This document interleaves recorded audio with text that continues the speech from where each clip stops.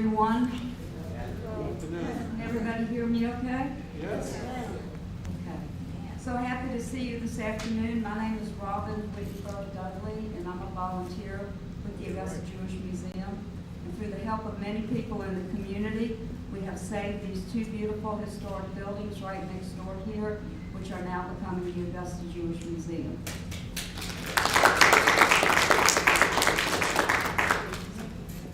Today we welcome members of the Jewish organizations of the CSRA.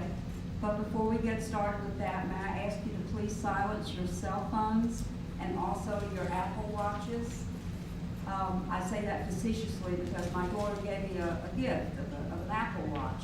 And the second day I was at a program at the Imperial Theater.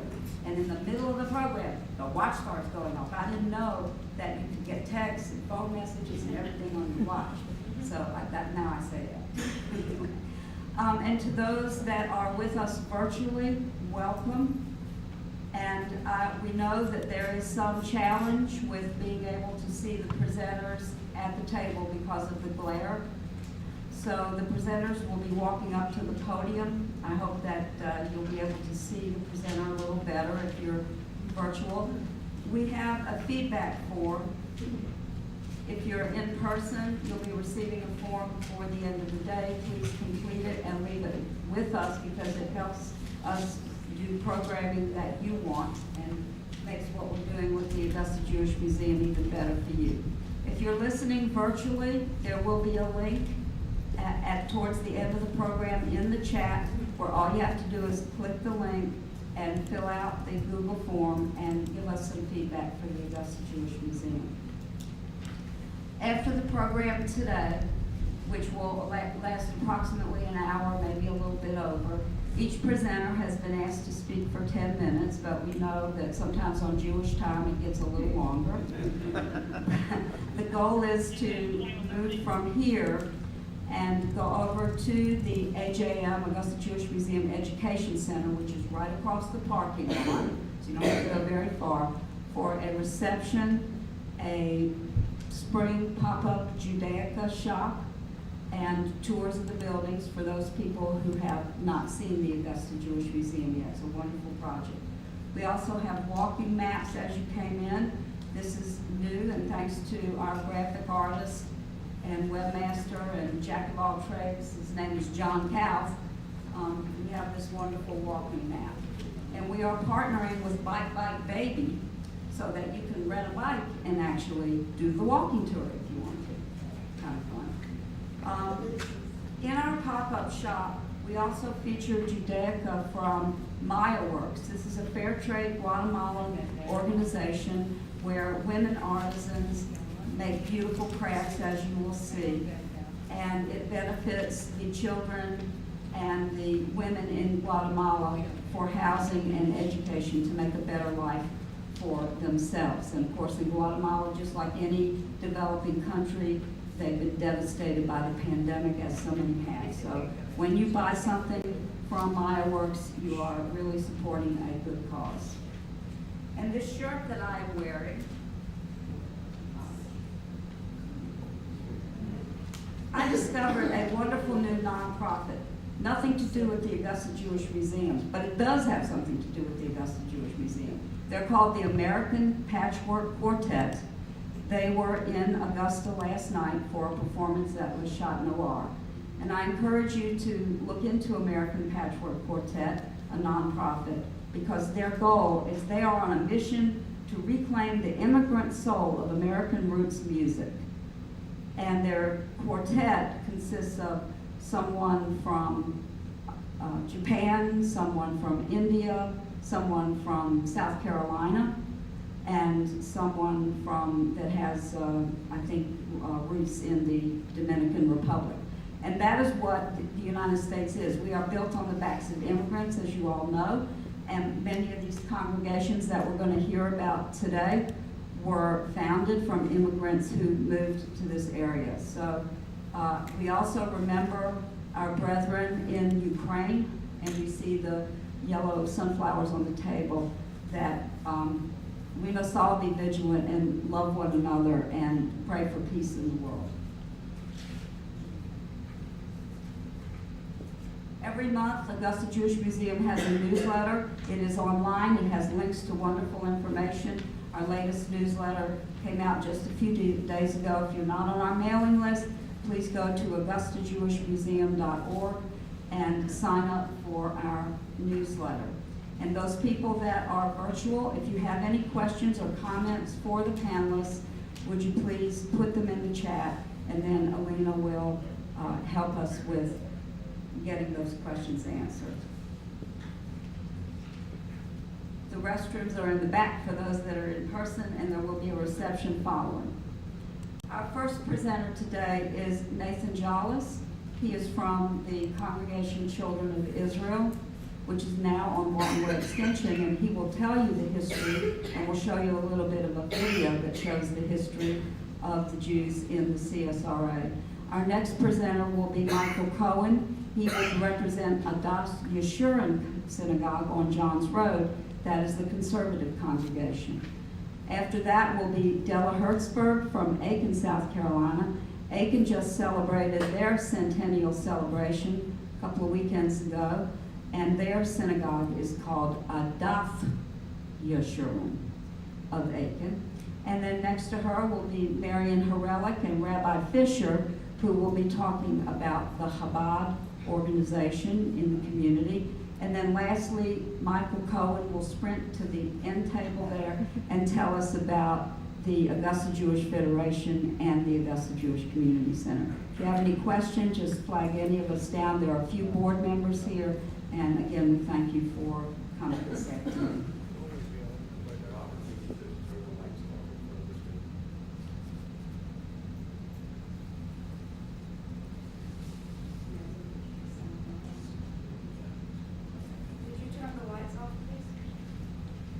Start with a short video, and I'm really hoping that those of you on the virtual can see it as well.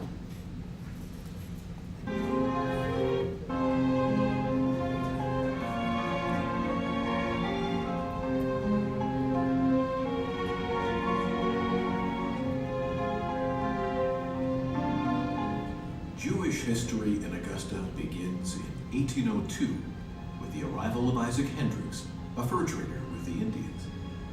In 1845, a school was formed to provide an education in Jewish religion to the children of the Jewish community.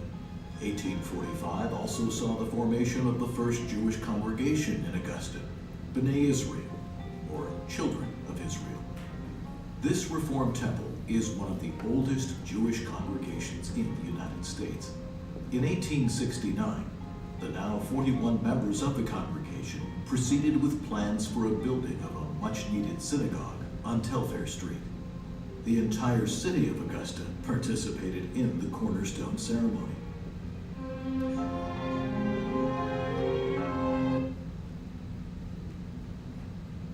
Thank you, John.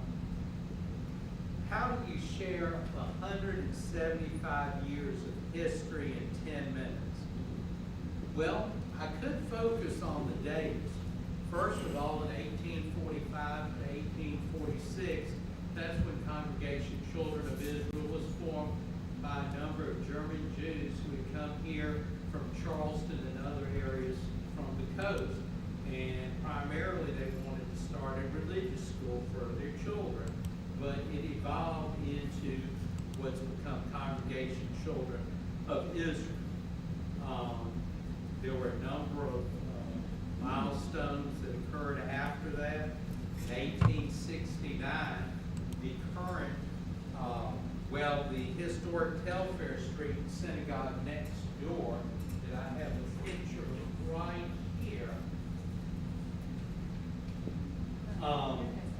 This was built, and to much fanfare at that time, some of Augusta's most prominent citizens, as well as Rabbi Isaac Meyer Wise, who was one of the most prominent Reform rabbis at the time, gave a keynote address at that time of the dedication. Then there was, and that served the congregation for another 80 years or so as its home. Then there was 1951, another important date, where Congregation Children of Israel moved up to its current location on the hill on Walton Way. But for a period of about 6 months prior to opening CCI on Walton Way, we shared a pulpit with Trinity on the Hill Methodist Church while the construction was being finished. Other important days have come through in the history. 1967, when the new sanctuary on Walton Way was dedicated. 1995, which was the 150th anniversary, and also at the same time, our congregation had the honor of hosting the small congregational convention of URJ. There's so many milestones, so many dates that I could focus on. There's also quite a few milestones in our congregation's history. The first president of the congregation back in that time frame of 1845 to 1846 was John J. Cohen, a local banker. And then there was Harry Stein. Now, Harry Stein is the gentleman that is third from the left in this picture of past Congregation Children of Israel president. Harry Stein served longer as CCI president than anyone else. He served 5 non-consecutive terms. Harry also was a very prominent local attorney and member of city council. And we had the honor of helping Harry observe his 100th birthday a number of years back. He was truly one of our pioneers. Then there was Diane Solwich, a local counselor who was the first female president of Congregation Children of Israel in the mid-1990s. And one of the things that's very special to me is the fact that my father, Howard Jollis, the local attorney, was the first bar mitzvah that was celebrated by our congregation in 1943 in the synagogue right across from here. Prior to that time, it was quite common that when young men turned 13 that they would have confirmations as opposed to the bar mitzvah services that we've become accustomed to in recent times. Well, those are very special dates and milestones, but I'd like to share a little bit about some of my own memories growing up in Congregation Children of Israel. One of the first memories was actually not inside the temple, but was actually at our home. It was for my youngest brother's bris, and I vividly recall myself and my other brother, Alan, running to the door, and we thought it was our grandfather. And so, of course, we naturally yelled out, "Grandpa!" It actually turned out to be Rabbi Goldberg of blessed memory, who served longer than anyone else as a rabbi at CCI, and was very well known throughout the community. He was a chaplain at Fort Gordon, also was one of the leaders in the community who helped to integrate the public libraries in Augusta. Some of my memories from our local religious school. One of our educators, Patty Ginsburg, in 3rd and 4th grade, helped each of her students to create our own individual tours, which we treasured and used over the years. Then there was a fellow student of mine, Helen Korn-Bissell, who often would come to class and would read to us from her father's manuscripts, recollecting the horrendous experiences in the concentration camps during the Holocaust. And eventually that evolved into the book Abe's Story, which I know there are a number of copies in the pop-up shop next to us, which you may want to look at afterwards. But Helen often would share her father's very poignant recollections in class. Another memory from our religious school was the county physician, Lou Sharp, who was another teacher of mine, and provided us the first formal definition of Judaism that many of us had. He defined Judaism as an ethical, optimistic monotheism. and that has always stuck with me over these many years. Then another individual that left a mark on me was Robin's father of blessed memory, Mort Wittenberg, who was a very prominent podiatrist in town, and he often would share in our Sunday school classes passion for Israel, based upon his more than 30 trips to the Holy Land. And that resonated with me as well. And then, as I got older, I went through the bar mitzvah experience. Now, the bar mitzvah ceremony at that time was often observed on Friday night, and that was the case in my instance. But what really stuck with me was what happened the next morning after my service. You see, at that time, my grandfather was seriously ill in one of the local hospitals. And Rabbi White, who was our rabbi at the time, he got an idea. And he suggested, and we followed through on it. The next morning, Rabbi White met myself and my father over at the hospital so I could redo my Torah portion for my grandfather who was unable to attend the Shabbat service the night beforehand. That will always stay with me, as well as the tears that was running down his face upon hearing me recite from my Torah portion. Okay, well, let me run through these other things. There were the youth group days. Rabbi White oftentimes would take the youth group out for ice cream at Baskin Robbins after Shabbat services, his wonderful pancake breakfast. Steve Friedman of Friedman Jewelers, he and his wife would often drive us to youth group conventions. As an adult, there was the 1995 Israeli trip led by Rabbi and Cynthia Parr. One of the most poignant moments from the trips was our trip to Yad Vashem, the Israeli Holocaust Memorial, as well as a visit to the Western Wall. Later on, as an adult, in 2005, we had the pleasure of Rabbi Clinton honoring us and going down to Florida to officiate the wedding of my wife and I in Delray Beach. And then coming back, and a couple of years later, doing our daughter Emily's baby naming, as well as leading us in Todd Shabbat services with many Shabbat songs for the toddlers, all while decked out in his flamboyant neckties. And now, the latest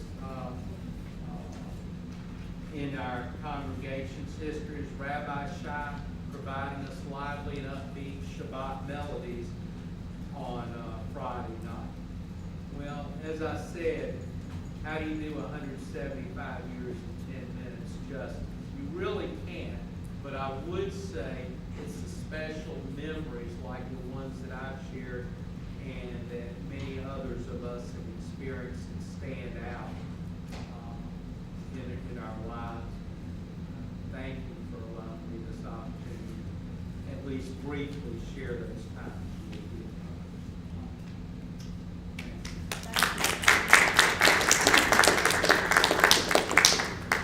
And Nathan has so much history in the congregation, and some of that is in the front row. Nathan, would you introduce your family? Yes, I've got here today my mother, Bernice Jala-Schlipka, and her brother, Arthur Strauss, who came here all the way from California just to be here.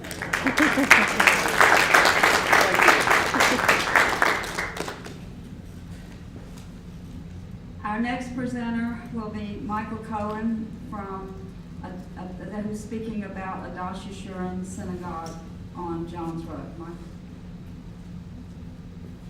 Thank you, Robert. In the 1880s to the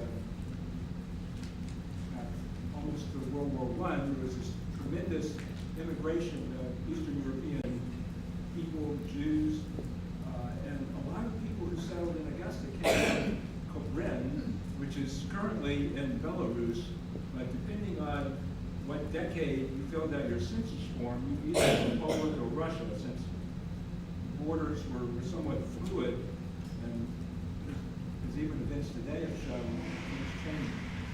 But these immigrants were mostly Orthodox, Yiddish speakers, and sometimes the people who are here refer to them as the greenies, the greenhorns. And they wanted to pray the way they used to pray back in the old country. So they formed groups of prayer called minyanim, which is plural for minyan. So they had to have 10 people. So the first group was Mr. Morris Steinberg's minyan, which was on 10th and Broad. But some of these people had to work on the Sabbath, on Saturday. And so, of course, another group formed called the Keep Saturday Society. So then you had 2 minyanim. And but then a third group formed called Mr. Edelstein's minyan. And it's interesting that Mr. Edelstein was in the first minyan. So there's a little disagreement. Boom, it's another group. But they all contributed.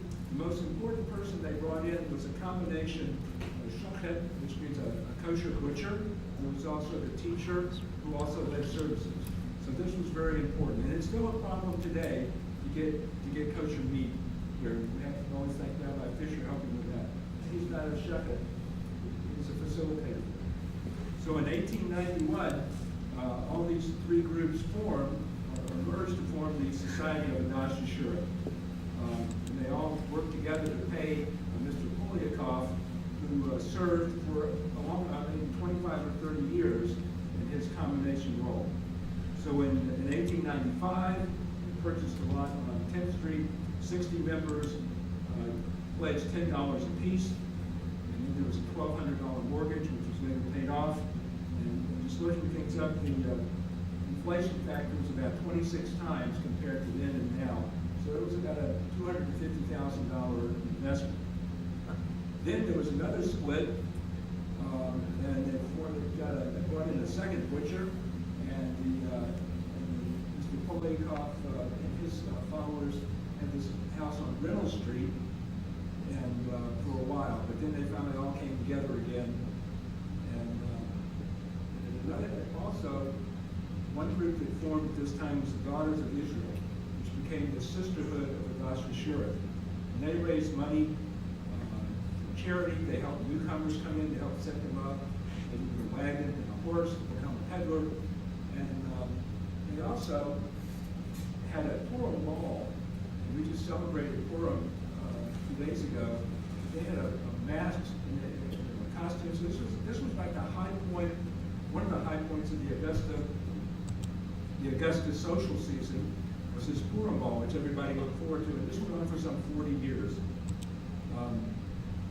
Eventually, it was time to purchase a permanent structure, and so in 1914, the building on Della Street was the Tabernacle Baptist Church, and the pastor of the Tabernacle Baptist Church was C.T. Walker.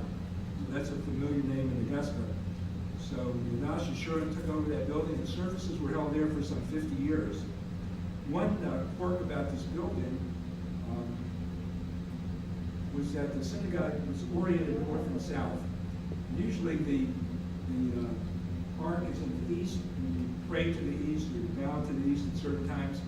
So everyone had, so in certain times in the service, when there was, if you had to bow to the east, you had to turn 90 degrees down to the side. Another interesting thing is that business was carried on in Yiddish, the mother tongue of a lot of the immigrants, for some 30 years or longer. And then in the 1930s, it was decided, I'm sure with great consternation, that business was going to be held in English. So that was the new generation was taking over. So this was the home of the congregation, the prayer, the Jewish Star in the foreground was where the Torah, the scroll was brought from the ark and read in the middle of the congregation.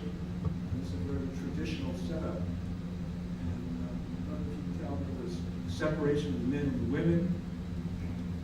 But as time went on, the Jewish community continued to grow. And In the 40s, Rabbi Goldberger and William Estroff headed campaigns to raise money for a new location, but unfortunately they both met untimely deaths, and that slowed things up for a while. But in 1947, the Verdery estate was purchased at 935 Johns Road, which is the current location of the Adath Yeshurun Synagogue. And this was remodeled to serve as a sanctuary, and it was used for high holiday services. And it was also mixed seating. Men and women sat together. The services were still going on at the Ellis Street Synagogue. So if you were conservative, if you wanted to have like separate seating and you were Orthodox, you went to the Ellis Street Synagogue, or if you lived downtown and didn't want to go out all the way up on the hill, you had services there. And some people who lived on the hill in this area went to services there. So for up until 1965, services were held in two places. And so in 1951, the synagogue purchased the land from the philanthropist who provided this. And then in 1954, the current building was constructed. There was a fundraising meeting. It was chaired by Maury Steinberg, who, blessed memory, and he was one of the more persuasive members of the synagogue. If he wanted to raise money, he did. So there was a meeting, and some $70,000 were raised. It lasted until past 1 o'clock in the morning. So until they got to their goal, you weren't leaving. I don't even know if the bathrooms were locked, but he raised the money, and later that year the building was dedicated. And then in 1970, an education wing was completed, was built. And so this is the current structure. If you drive by Johns Road, you'll see both structures together. And so after the decision to transition from Yiddish to English, the next most momentous decision was changing from modern Orthodox to conservative, to be more egalitarian, where women could more fully participate in services. And this coincided with the retirement of Rabbi Hyman, who had served the congregation for over 30 years. And in 1991, the Adath Yeshurun celebrated its 100th anniversary with a year-long celebration, including a performance by Theodore Mikkel.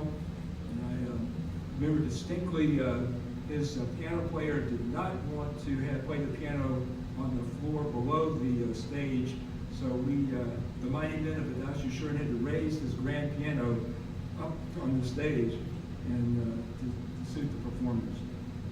So things have been fairly stable for the last 50 years or so, except for the aging of our population and other demographic changes, challenges that are going on. But on a brighter note, there are still some buckles of corned beef left, so if you call the synagogue office, you may have to provide your own bread, but there's still buckles of food. Thank you.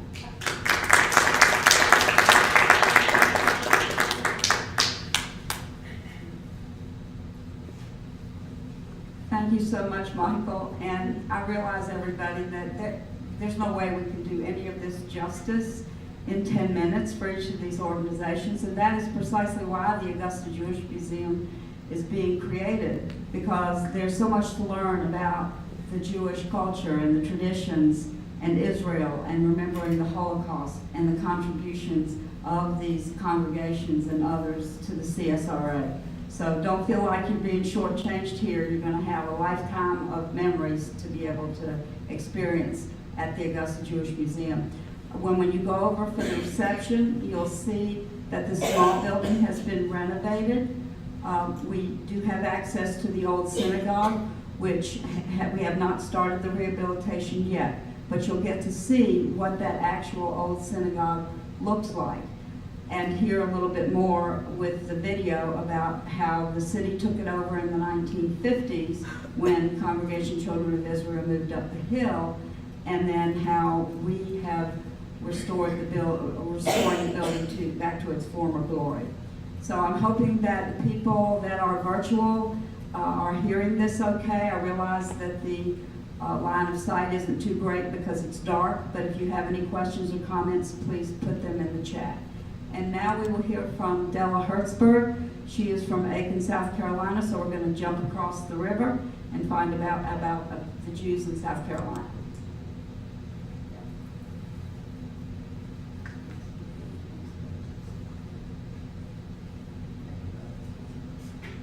Good afternoon, everybody. It's a pleasure to be here. I have never been to this organization before, and I want to thank you very much for inviting us to be here.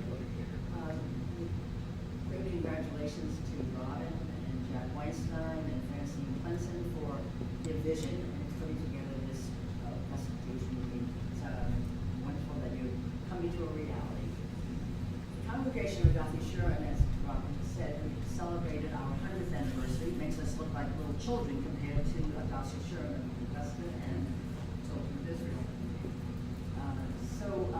We had a wonderful celebration 2 weeks ago, and we were very happy to have Robin and her friend John come. Jack and Tina Weinstein were there. Rabbi and Francine Clemson came over to help us celebrate the weekend. There were many events that took place over this weekend, and on Friday afternoon we had the formal opening of our centennial celebration exhibit, A Source of Light. And we were very, very honored to have Rabbi Shai and Rabbi Fisher join us to give us their blessing. At this event, throughout the weekend, we had over 30 different officials from the county and the city join us throughout the weekend, and it was very, very nice to have that representation. I will talk a little bit about the congregation of Adath Yeshurun and also about Sons of Israel Cemetery, and then we will watch a short video with none other than Nelson Danish narrating. This video was produced in 2020, so it refers to our celebration in 21, but we did stall it for 1 year due to the pandemic. So there's evidence of Jewish residents in Aiken as far back as 1850. Many more people came for the next 20, 30 years because they had heard that you could make a living there. By the 1890s, there were several people living in the community. One was H.L. Collier, who opened the first retail store in Aiken, and his brother came the following year, and his brother-in-law, Diane Solwich, came the following year. And by this time, we were having many people come here because they were peddlers, and this was around the turn of the century. And we actually turned up evidence of the actual licenses that the peddlers received from the city of Aiken. The peddlers concentrated mostly in the Midland Valley because that was where there were many, many residents who lived there with no retail stores and there was no transportation, so the peddlers did very well in the Midland Valley. And sometime around the early part of the 1900s, there was the Aiken Augusta Electric Railroad, which really was a trolley, and gave them the opportunity to go to downtown Aiken or downtown Augusta to do their shopping. So, needless to say, the peddlers then started opening up stores in downtown Aiken. And did considerably well, because the growth of Aiken at that time was seeing a lot of people come from the coast here to Aiken for summertime when they wanted to be cooler, because we had pine forests in Aiken. And then around 1910 started the winter colony people, and for about 40 years, the winter colonies found this wonderful playground because they rode all their horses to ride and to hunt and to play polo, et cetera, with the horses. So in 1913 actually, the people got together and purchased a piece of property in downtown Aiken for $300, and that became the Sons of Israel Cemetery. And at this time we have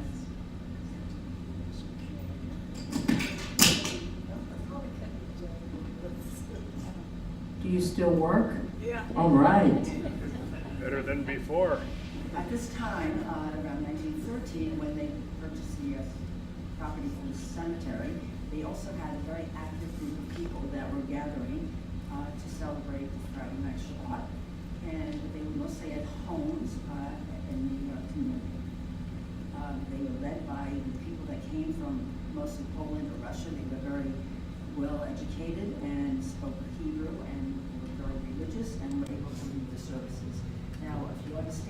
way back in the early part of the 1900s. And then at the cemetery today, we have over 200 people that have found that as a final home. And during our celebration, many of the descendants of these people were here visiting. Most of them had never been to Aiken before, and if they had been, they came as very small children. So it was very interesting because many of them were cousins, because the different families married each other at that time. Yes.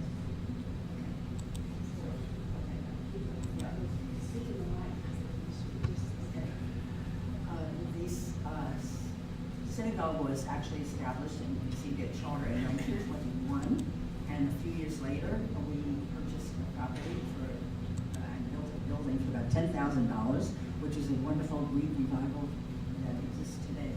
So we have to understand that during this whole 100-year period, we never had a rabbi. And to this day, we don't have a rabbi. And somehow we have survived.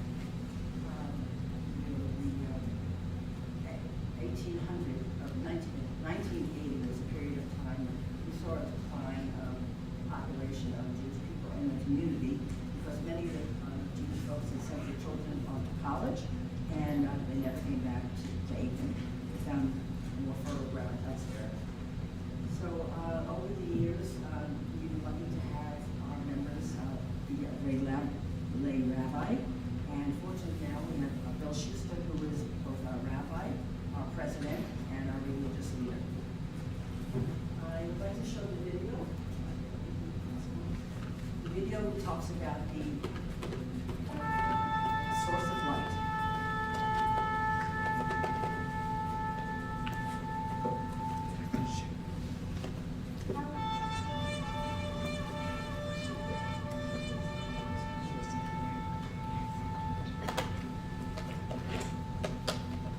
2021 marks the 100th anniversary of the charter for a Jewish synagogue in Aiken.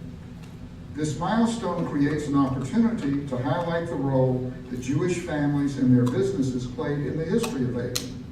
The focus of an exhibit at the Aiken County Historical Museum from March through May of next year. The history is notable because it captures a near universal aspect of the Jewish experience that is not often associated with small towns in the South. It's a variation on the traditional immigrant story of fleeing oppression for economic opportunity and to build a better life that occurred not just in big cities like New York, but here in Aiken as well. The story begins in the 1850s when we find the earliest known reference to a Jewish community in Aiken. This reference credits the Israelites of Aiken with helping raise money to build the first Methodist church in town, and accelerates in the 1890s with the first Jewish merchant stores in Aiken opened by the Polaire family, as well as with the arrival of Jewish peddlers in Aiken County who often served the mill workers in the Midland Valley. From the 1900s through the 1920s, the Jewish community continued to grow with the city of Aiken, attracting new arrivals and leading to more Jewish merchant stores downtown opened by families like the Polyakovs, the Saraskis, the Wolfs, and the Rudnicks. And with some of these businesses having a connection to the Aiken Winter Colony, as with Isidore Efron's garage and taxi service. During this period, these early Jewish merchant families led the effort to acquire land for a Jewish cemetery and then build a Jewish synagogue here in Aiken. Due to its small size, the congregation had no professional rabbi. Services were led by members of the community, and for special occasions, rabbis visited from Augusta and Columbia. The success of the Aiken Jewish community attracted others, so by the 1950s, there were over 20 Jewish merchant stores in Aiken, in the same locations that today are occupied by Remax Real Estate,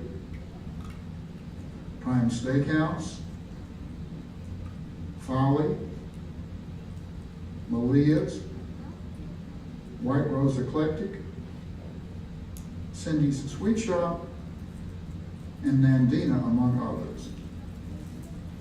Throughout this period, these Aiken Jewish merchant families were an integral part of and made significant contributions to civic life in Aiken and beyond, including a 2-term mayor of Aiken who was also president of the Chamber of Commerce, a former head of the Aiken County Board of Health who was also a champion of the Boy Scouts, and an Order of the Palmetto awardee who was chairman of the South Carolina Commission on Mental Retardation.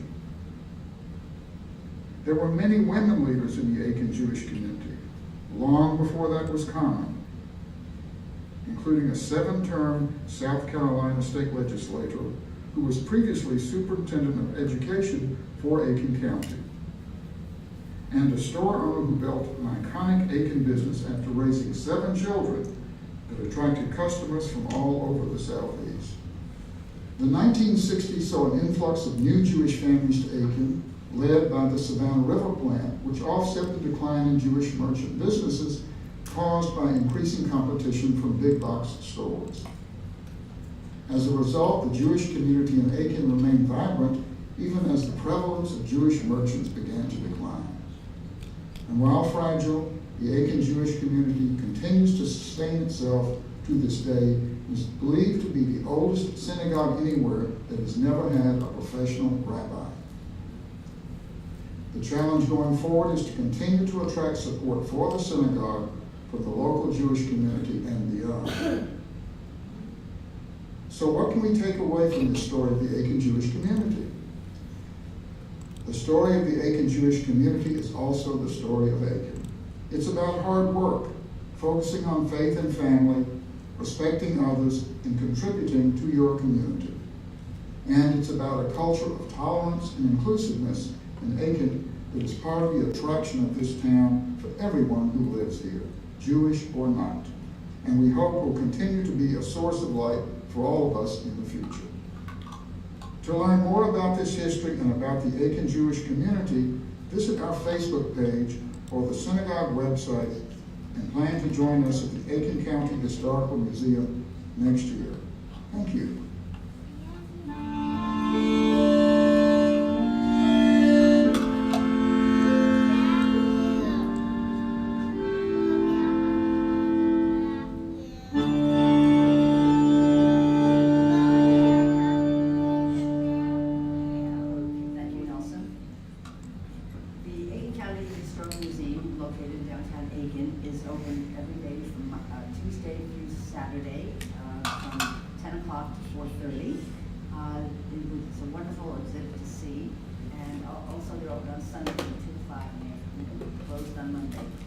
It's a wonderful exhibit. We have already had 2 different museums ask us if we could have that exhibit at their museum. And in the long-range future, the Aiken County Museum will have part of it as a permanent exhibition at their museum. So please do come out to Aiken and visit us. And there's some information that will be at the reception for you, and we also have a walking map. Locations in downtown Aiken where there were Jewish stores. So, thank you very much, and please come to Aiken and visit. Thank you so much, Della. We're all going to get our exercise walking around and looking at the Jewish Heritage Tour in downtown Augusta, and now also downtown Aiken, which has a Jewish Heritage marker installed in honor of the merchants in Aiken. I wanted to also mention that when Nathan Jollis was talking before, we put that was in memory of Jack Steinberg, who had the dream to create this Augusta Jewish Museum. And Jack Steinberg, along with Historic Augusta and other interested community citizens, are the ones that helped to save these 2 historic buildings and create the Augusta Jewish Museum. So Jack, if you're up there watching, we hope we're doing a good job for you.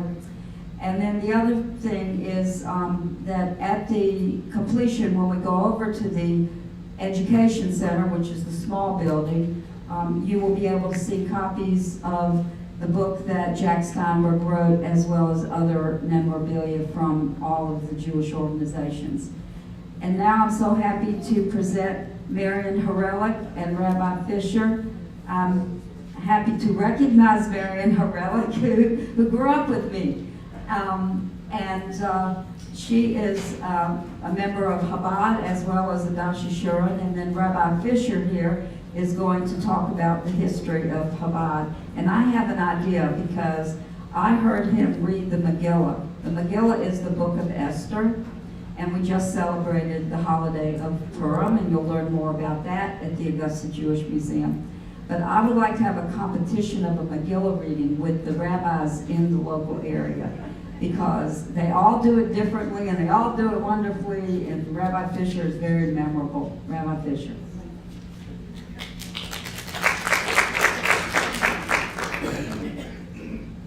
Thank you.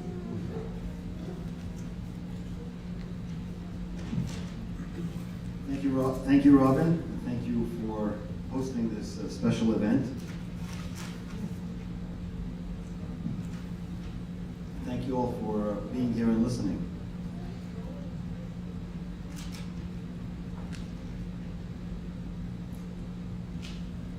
I was once invited to give an important lecture in a very important topic somewhere in the university. And I come into the lecture hall and I see that I am towards the last speakers. So I felt good. I said, I'm important. They leave me towards the end of the program. In any case, all the lectures go on, all the speakers go on, and by the time it comes my turn, I look around and I see there's only one person in the audience. So I feel good. I say, this guy really knows that I have something to offer, and he's waiting to hear it. So I get up there and I give my lecture, and then I thank him for staying and for listening, and I know he appreciates my value, and then we're about to leave. He says, don't leave, now it's my turn.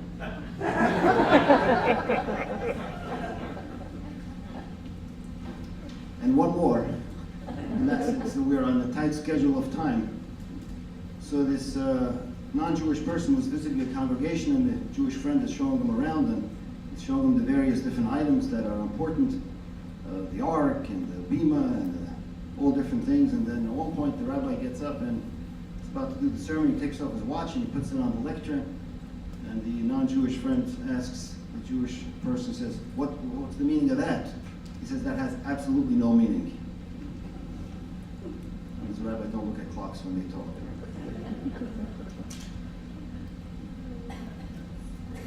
So just a note about history, and then a little bit about Chabad history, and then I'll give it over to my friend Marion to speak a little bit more. But first a little story, since we're talking about history. Classic Jewish tale. A young Jewish boy was traveling from Jerusalem to the Galilee, and he came to a four-way crossroad. And he discovered, to his horror, that the sign was on the floor. The sign that had all four directions where to go was on the floor. So he had no way of knowing which way is to the Galilee. So he's thinking, he finally came up with a brilliant idea. He knew where he came from, right? He just didn't know where to go to. So he picked up the sign, found the one pointing to Jerusalem where he came from, pointed that sign towards the place he came from, and then he knew where to go. So that's a moral lesson when we talk about history. The value of spending time about history is so that we have a pathway forward. So God gives us resources, God gives us time, God gives us all kinds of blessings, and we have a limited amount of time in this world. And when we spend our time using the history that we know to live a more meaningful and purposeful life, a greater Jewish life, then it's all worth it. At the end of the day, Jews are tethered to Torah, right, to the Bible. And the word Torah means teaching. So everything that we interact with needs to be something, a lesson learned, something inspiring, something that would make us better people, make the world a better place. So when we study history, it should also be in that kind of a context. The history of Chabad in Augusta, I think, has to be also put in context in the history of Chabad in the United States. And the major defining moment for Chabad in the United States happened in 1940, when the previous Rebbe, Rabbi Yosef Yitzchak Schneerson, escaped from the Holocaust and found his way to New York. And he came up with a statement. Chabad was present in the United States far before that. If you look carefully at old congregations, you will see, I'm going to say it in Hebrew, but Nusach Ari synagogues, hundreds and hundreds of those, all over the United States. And those were from people who followed in the Chabad tradition in Russia. They immigrated here in the 1800s and beyond. And when they came here, they established synagogues that carried on that tradition. But I wouldn't call those the hardcore card-carrying Chabadniks that we have today. But when the leader of the Chabad, Rabbi Yosef Yitzchak Schneerson, came here in 1940, he came up with a statement that said, America is no different. Because when he came here, that's all he heard. He was here once before 1930, but in 1940, when he came to settle here, everybody was telling him, what you had in the old country, you got to get rid of. America is different. The kind of Judaism he had there is not going to survive in America, and that's the story of American Jews. Unfortunately, in that sense, that educated and practicing Jews came from the old country, and they came here and they couldn't do it. It was too hard, it was too consuming. The American dream was a all-demanding experience, and that's what happened. Of course, the next generation got less and less and less, and the assimilation of Jewish culture became more and more until it was, in many cases, non-existent. So he came with that slogan, and initially he had nothing. Most of his followers were killed in the Holocaust or left in Soviet Russia. But he started from something, and then in 1950, when he passed away, and his son-in-law, the Rebbe that we knew, Rabbi Menachem Mendel Schneerson, and the reason why I am here is because of this, of the Rebbe, Rabbi Menachem Mendel Schneerson, took over the leadership, and him with his talents created this whole outreach program, continuing really what his father-in-law did. And initially, he would send, for example, yeshiva students to visit Jewish communities to see if they need anything. They'd travel around with mezuzahs and with Jewish books and things like that. And I found quite a few people who told me that when they were teenagers, they visited Augusta, Chabad yeshiva students. And then I found local people here who had paraphernalia that they got from them, including a big library. If you want to give an example, some of you know Philip Goldberg. He had a very extensive library, and a big portion of that library was bought from these visiting rabbinic students. So I've seen Chabad effective here even before. On a personal note, I came here in 1996 in the summer. Chabad came here because one person or two people knew of Chabad in Columbia, South Carolina, Rabbi Epstein, if anybody knows, and they invited Chabad they wanted Rabbi Epstein to come and do some programming here. And he did, and at one point he says, you get yourself your own rabbi if you want. And so they formed a few more people, and then they approached Rabbi Nu, who was the director of Chabad in Georgia, and a little bit later I came into the play. I discovered something. Is my time up? I discovered. No, but I got to give half to Marion. I discovered a personal connection a few weeks ago that my family has with Augusta that I didn't know about. And that is, my daughter got married about 6 months ago to a young man named Levy. And my son-in-law, Dovi Levy, sends me a picture on the phone of a book he's reading about his great-grandfather. His great-grandfather was Rabbi Bera Levy. Rabbi Bera Levy was the famous manager of the Circle K kosher symbol. The Circle K kosher symbol, he didn't found it, he took it over, but he's the one that built it and made it into a big thing, and then his grandfather did it until he passed away. But this Rabbi Bera Levy, my son-in-law, great-grandfather, worked for a Jewish educational organization in the United States called Torah and Masorah. And in that book that's written about his great-grandfather, there's a couple of references to Augusta, because apparently he had an interaction and he tried to help the Jewish day school that was existing in Augusta in the 1960s, and including, he mentioned some names which sounded familiar, which was maybe Herbert Shapiro, Yeshurun Shapiro, I don't remember the first name. I don't remember if he mentioned Silver, but quite a few names that are still around. So my connection to Augusta goes back at least to the 1960s in hindsight, in reverse history, through marriage. It was meant to be. So I have to have some history, so I'm going to conclude with this. When we first came here, Mrs. Rubin was kind enough to rent us her house on Broad Street, 239 Broad Street, where she lived. That's where we started. And then, by extension, we used the Ramada Plaza Hotel for many functions and events. And then from there, we went on to 850 Broad, which was another Jewish-owned piece of real estate that was given to us to be used without charging rent. So it made everything affordable. And then from there, we moved on to Furious Ferry, where we are today. Thank you for your time. Am I okay? Yes. Thank you.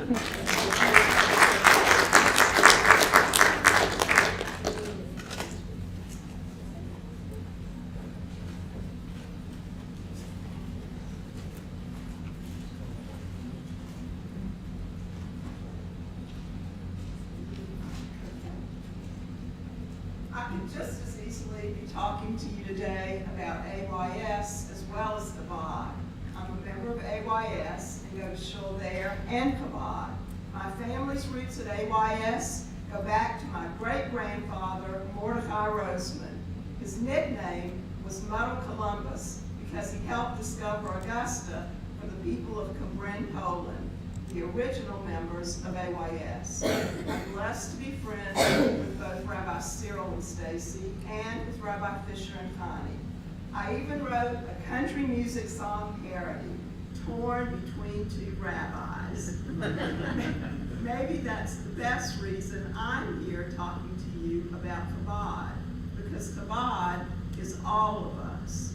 It doesn't matter your background, Ashkenazic or Sephardic, Orthodox, conservative, or reform. You remember the film, The French Connection? Chabad is the Jewish connection, keeping our fellow Jews connected. On any given Shabbos at Chabad, you'll find Jews of all ages who came to Augusta from Russia, Israel, Morocco, France, New York, California, Pennsylvania, and as far away as Aiken, South Carolina. I love going to Chabad on Shabbos and the things I learn every time I go. I love the philosophical discussions, the humorous, heartwarming, uplifting, and inspiring anecdotes, and the historical explanations about the Torah readings that Rabbi Fisher gives. I love the cholent too. We have it every Shabbos. Just think, here we sit in Augusta, Georgia, home of the Masters, James Brown, and Chitlins, and we also are the home of Chabad and Cholent. I often tell my friends that when I go to Chabad on Shabbos, it feels like Shabbos. It's that feeling of going away from it all somewhere. I look forward to it all week long. After going through the height of the pandemic and several months with no shul services, in July of 2020, I was extremely grateful to be able to go to Chabad for Shabbos services. I came to appreciate all the more the freedoms we have to pray together as Jews, the freedom our families came here for. I was reminded of a poem I wrote about my family and all our families coming to America. Some of us several generations back, some first generations. In the spirit of the song, Hine Matov, behold how good and how pleasing for brothers to sit together in unity. A song which I believe is the essence of Chabad. I'd like to share my little poem with you. I'm their younger cousin, Marion, family poet and historian. When it comes to family history, to them, it's all a mystery. Just like Michael Corleone, I hear all of the baloney. God, father of the schmaltz, hoi vey, and hoi gewalt. I'm the pawnbroker's daughter, their ticket to our past.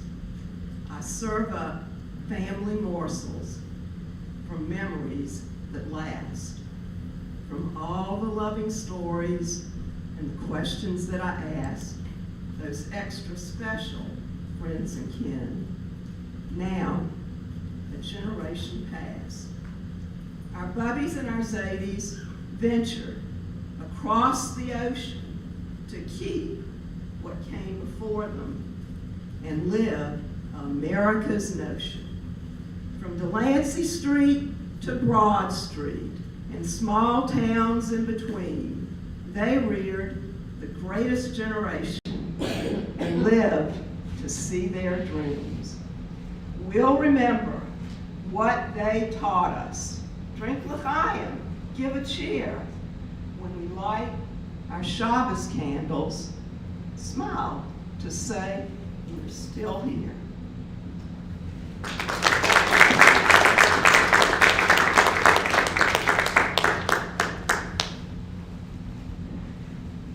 Thank you so much, Marion Herrellac. That was wonderful.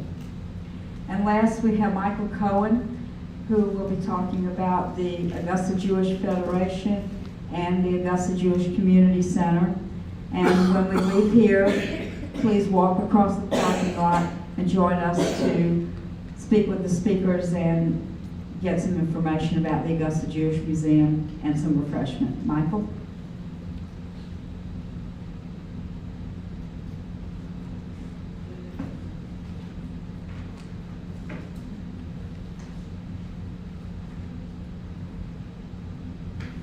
Thank you for your patience, and I don't have any poems.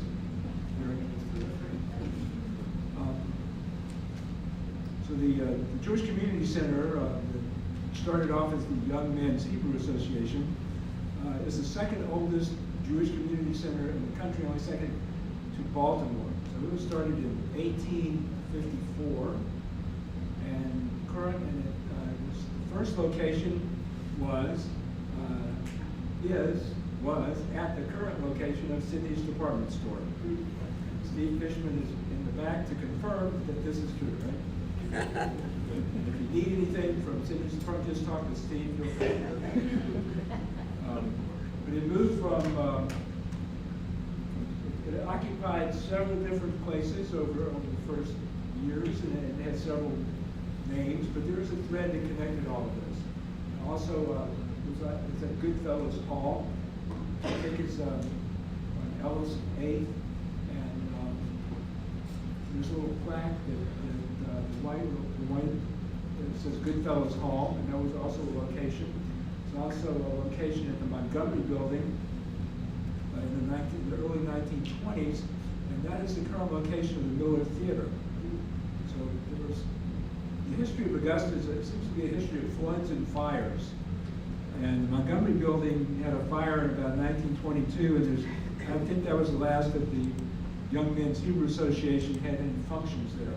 But they had numerous meetings and dances and all sorts of social events. And one thing I learned from reading about these events was they knew how to party. And they partied until 2 or 3 in the morning. Probably it was because no TV, and hardly any radio. There were fewer distractions. This was the thing to do. So despite the lack of permanent location, there was always some activity going on. And in the late 1920s, land was purchased, and a few men pledged, like 5 men pledged $5,000. There was another $11,000 raised, including another $5,000 from the non-Jewish community to build a permanent structure. And this was the building on 1234 Green Street, which is currently a labor union facility. And in the way we give directions, it's across the street from where Elliott's used to be. So that's it's turn right where the Western Auto used to be. So this is at 1234 to 1238 Green Street. This was quite a structure. It was 50 by 115 feet. It was 52 feet high. There was a main hall was 50 by 80 feet. It was big enough for a basketball court. It was big enough for 350 people to be at a function. There was also meeting rooms, and also there were showers on either side of the basketball court for one team and another, or men and women, whatever it needed to be. So it was also the location. This is the cornerstone from that building, which was discovered during some renovation at the Labor Union building. And this was when it was installed at the Sibley Road location of the Jewish Community Center. It was then moved to the Marks Park location in Evans, and it would then again be moved to either the current location or possibly to the museum.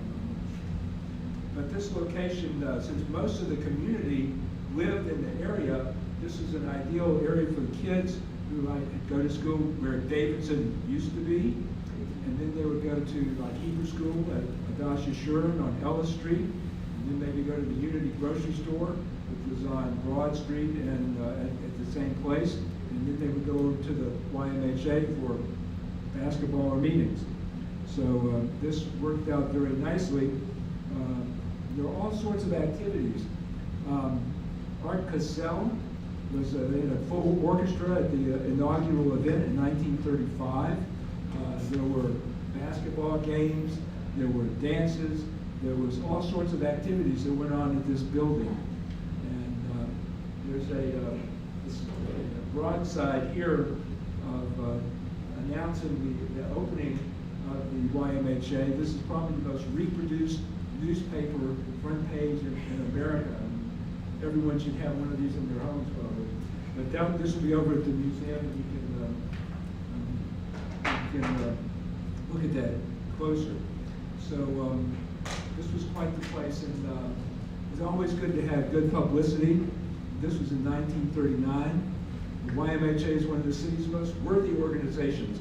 I mean, the Chronicle was filled with I think articles about all the local organizations in town, and this, even the Congregation Children of Israel Weekly Bulletin was in the Chronicle every week. So it doesn't hurt to have publicity on your side. So during World War II, the YMHA was used by the USO. The Jewish Welfare Board was the sort of the parent organization of the Jewish Community Center. So the Jewish Welfare Board was one of the constituent organizations that formed the USO, among the different religious organizations. And so the USO held dinners for the Jewish soldiers at Camp Gordon, which became Fort Gordon later. It had dances.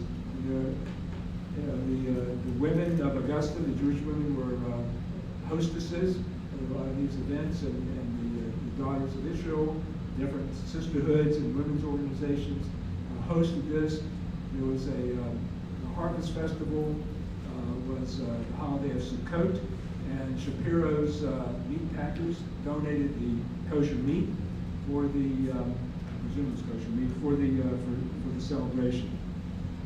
So the building was used up until past World War II, when the community grew. Was heading out west up on the hill and further out into the suburbs, and so it was time to look for another property. And the property was found on Sibley Road. It's Sibley Road in Northleg. Some 33 acres were purchased from the General Services Administration.